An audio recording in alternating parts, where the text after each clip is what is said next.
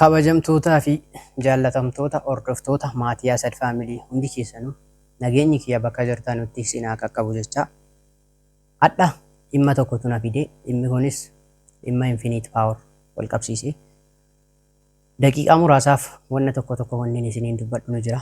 Infinite Power isiniin qofa miti, ana qofa miti, ummata guutuu barbadeessee deeme jechuun ni danda'ama. Dhugaa dubbachuudhaaf ammataa kootti badii guddaa kanneen ofitti fudhadhee ni jira. Yeroo baay'ee viidiyoo isin hojjedhee Infinite Poweriin hojjedhaa jedhaan ture. Garuu viidiyoo sana keessatti wanna baay'ee wanti dubbadhee ni jira. Ilaalcha nama keenyaatiin viidiyoo keessatti yeroon hojjedhu isan hojjedhaa jedhu malee isan kana godhaa, sana sirreessaa, kana sirreessaa, kana jalaa baafadhaa, kana galchaa jedhu namni ilaalee hin jiru.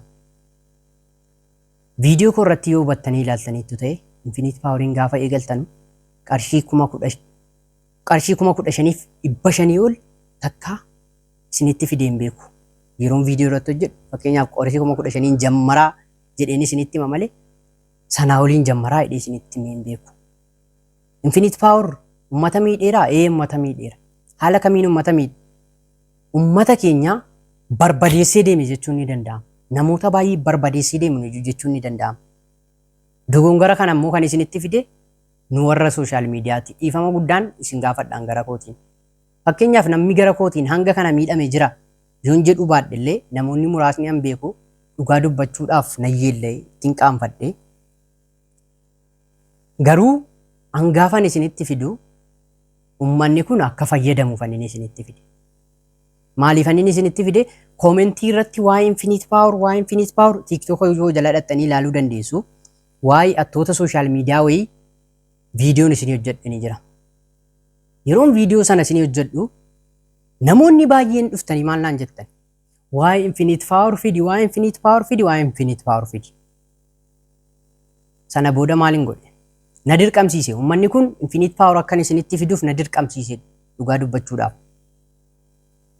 Viidiyoo tokko viidiyoo waa'ee Infinite Power irraa hojjedhee ergan isinitti himee booda maaliin isiniin jedhee viidiyoo sana irratti yaadattu yoo ta'e Infinite Power kan isin hojjetaa jirtan weebsaayitiidhaani. Weebsaayitii namumti akka kootii mana taa'ee uumuu danda'u tokkoon hojjetaa jirtu. Qarshii keessan gaafa galchitanii kaatan yeroo yeroodhaan arraa baafadhaa. Qarshiin keessan Infinite Poweriin keessa turuu hin qabu jedhee isinitti himeen ture. Namoonni baay'een garuu sana xiyyeeffatee hin dhaggeeffanne. Hadha immoo namoonni tokko kan na galateeffatan ni jiru. Maaliif? Asad Faamilii ergan gaafa viidiyoo keessa na dhaga'uti takka birrii warra teessisee hin beeknu. Jechi kee sun na fayyade galatoomi naminaan jedhullee ni jira. Haa ta'uyyuu malee hangalata namaa sanallee ilaaluuf osoo hin taane warra miidhamantu bareechina gube amma gidduu kanatti. Kanaafuu wanti nuti gochuu dandeenyu kana booda bakka adda addaatiin karaa adda addaatiin dhufaa jira. Dhaabbanni akkamii? Dhaabbata akka Infinite Power sanatti uummata keenya saamuudhaaf qophaa'e baay'eetu dhufaa jira. Isinitti agarsiisuu hin danda'a. Dhaabbata adda addaa kan keessaan dhufanii haasofsiisan. Akkasumallee uummanni keenya gaafa miidhamuudhaa ka'u karaa Feesbuukiitiin isinitti fidu. Mastaawoqiyaa kana birrii 600 galchite akkan argatta jedhanii karaa Feesbuukiitiin sitti fidu. Ati karaa Feesbuukii sanaan diqqa gadi xuxxee seentee galmooftee birrii 500 eegaltee jennaan birrii guddaa sii kaffalu si'i. Yeroo birrii qarshii guddaa sii kaffalan keessatti ati immoo maal goota? Qarshii guddaa sana hiriyaa jaallattu akka inni qarshii kana argatu jettee hiriyaa jaallattu itti galchita. Infinite Power illee akka kanatti nuu godhe yoo isinii galate. Gaafa hiriyaa keetti galchitu hiriyaan kee sunis gaafa qarshiitti argataa deemu dura kana investii waan itti godhanu birrii miiliyoona meeqa maddabanii waan investii itti godhanii uummata kana keessa saayikoo uummata kanaa xuquudhaa keessa galchantu jiru. Namaa Iramazim jedhame birriin kun. Infinite Power hadha ji'a ja'a waliin beeka.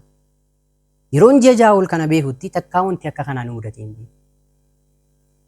Gaafa dhufnee akka Infinite Power barbaduudhaa hubannutti guyyaa 10, guyyaa 25, guyyaa 15 gaafa inni kennuu jalqabutti gaafa sanatti uummata keenyatti yoo himnes yoo dhiisnes faayidaa tokko hin qabu ture. Maaliif uummanni dhibbaan dhibbatti galeera yeroo sana. Qarshii 100 meeqa 500 miiliyoonatti galchee itti galeera.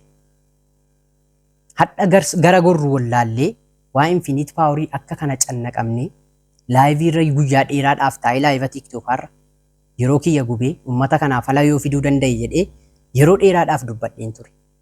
Garuu wanti hin arge yoo jiraate uummata kana faffacaasuu akkasumallee akka inni yoo sira karaa biraatiin gaafataa jiraate akkan boodatti hambisuu na godha jedheen immoo laayivii dhiise kana booda. Fakkeenyaaf ati biyya tokko keessaa qarshii 200,000 ol Infinite Power irraa yoo qabda ta'e matuma keetiin bakka seeraadhaatti himachuu yoo seeratti argatte seeraan itti adeemuudha.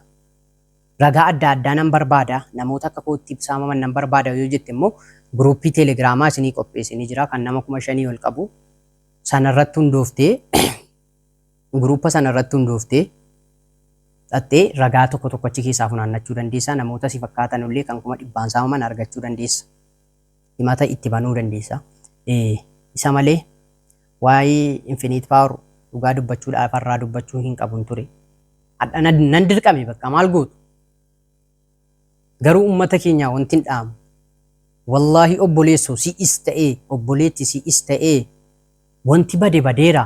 Fakkeenyaaf ho'aa sad faamiliin sila itti si galcheera ta'ee hangan of ajjeesutti nan dirqamsiisin. Hangan of ajjeesutti nan dirqamsiisin. Maaliif sititti na galchee qarshii koo fidi jettee fudhana qabuu dhuftu. Maaliin godha qoy?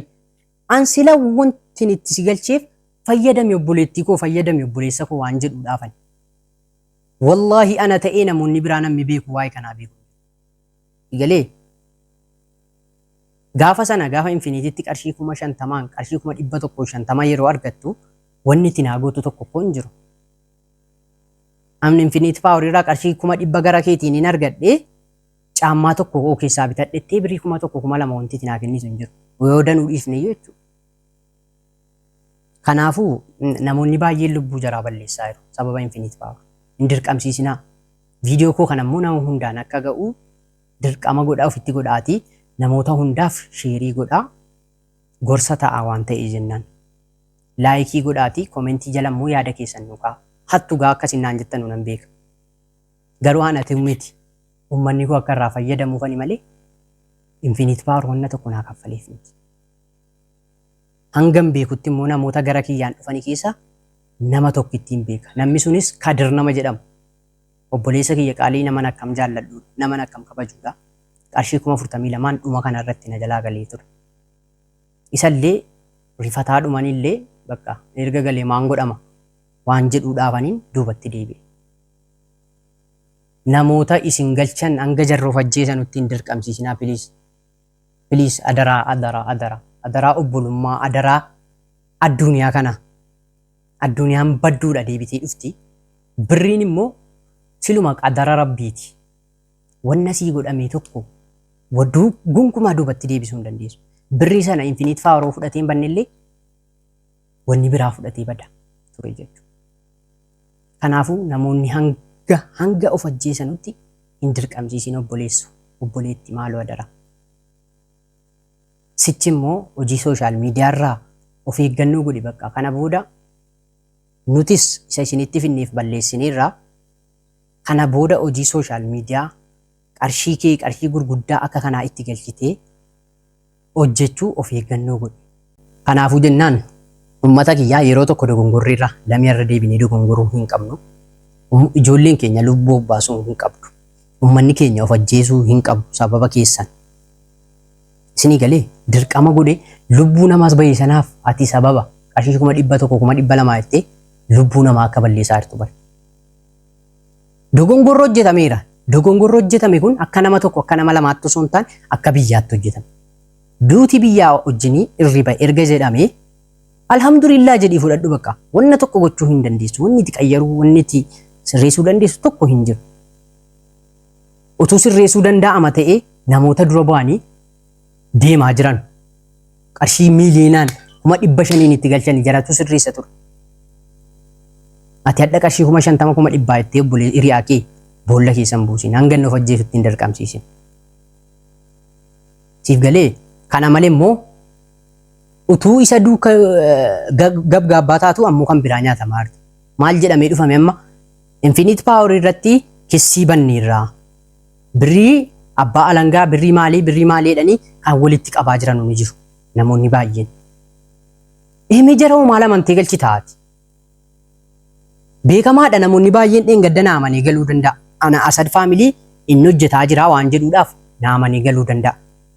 Hadha garuu abbaa alangaa maal goona xabaqaa qaxarraa Infinite Power'n kasasnaa jedhamee qarshii namoota bata. Eenyuun kasastalaa Infinite Power eenyuun kasasta akkaawuntii 32 walirra galaa ture.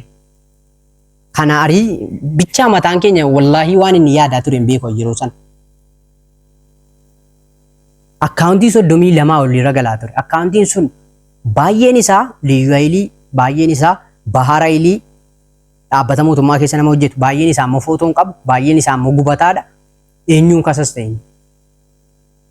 Tokkoffaa wanti inni sitti immoo jiraate Citizen of Africa kan jedhu akkaawuntii yeroo baay'ee irra galaa ture ni jira. Isa of hirkaa qabda taanaan kasasuu ni dandeessan dhaabbata tokko mataa isaatti. Nigdi baankiin akkamitti kana nutti fideetti kasasuu ni dandeessa. Citizen of Africa namoonni jedhamu akkaawuntii sana irra galchitan sun dhaabbata waan ta'eenna nigdi baankiin akkamumatti dhaabbata sana bane kan jedhu kasasuu dandeessaa. Mataa keetti jechuudha. Malee isa akkaawuntii abbaa argee irra gale namootatti nagalchin kasasaa maal godhaa wannaa hin danda'amne. Xabaqaa qaxarriidhaa qarshii walitti qabna waan jedhamu wannaa hin danda'amnedha.